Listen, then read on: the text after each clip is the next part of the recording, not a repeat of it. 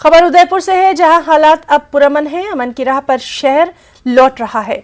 नाफिज कर्फ्यू में आज 8 घंटों की ढील दी गई है। 10 से 6 बजे तक कर्फ्यू में ये ढील दी गई है। वाज़ेह है कि 28 जून की रात से 8 बजे से शहर में कर्फ्यू का निफाज है। इस सब के बीच बेहद अहम खबर, राजधानी जयपुर में आज शाम से इंटरनेट खिदमात, इंटरनेट सर्विसेज बहाल कर दी जाएंगी। डिविजनल कमिश्नर ने मामले के हवाले से सूरत हाल का खुद जायजा लिया है। हालांकि जयपुर के कुछ इलाकों में इंटरनेट शुरू होने की अफवाहें फैल रही थी। जयपुर के डिविजनल कमिश्नर ने इंटरनेट शुरू होने की वाज़ेह तरदीद कर दी।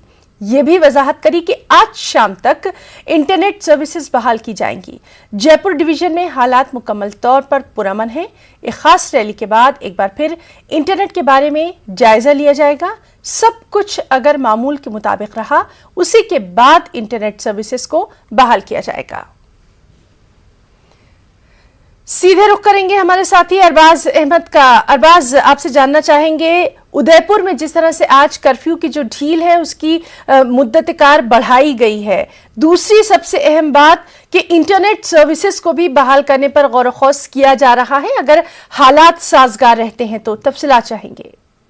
जी बिल्कुल, देखिए कि जो 28 जून की शाम से जो हालात हैं पूरे राजस्थान के अंदर, उदयपुर का मामला पेश आया था। उदयपुर में जो कर्फ्यू में ढील दी गई, उसके बाद में जो है तमाम चीजों का लगातार जो है रिव्यू किया जा रहा है, मॉनिटरिंग की जा रही है।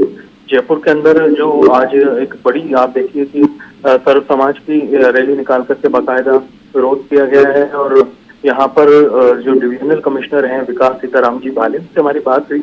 उन्होंने कहा कि कुछ इलाकों में अफवाह थी कि इंटरनेट खोल दिया गया है, जबकि हालात अभी तक जो है रिव्यू किया गया है उसके मुताबिक जयपुर पूरे डिवीजन में नॉर्मल है, जिसमें कोई इस तरह की घटना नहीं है। हालात को इसी तरह से अगर बेहतर उसमें रखा गया कैटेगरी में और इसी तरह की जो है चीजें रहीं, तो शाम को 5:30 बजे इंटरनेट शुरू करने का इरादा है। अगर सब कुछ नॉर्मल रहता है तो यहाँ पर जो और बाकी जो कुछ इलाके ऐसे हैं जहाँ पर कुछ मामले पेश आए थे, जो वहां पर अभी तक हालात के मुताबिक डिसीजन नहीं लिया गया है, वहां पर हो सकता है कि इंटरनेट को अभी बंद रखा जाए, जिसमें राजसमंद और उदयपुर के कुछ इलाके हैं।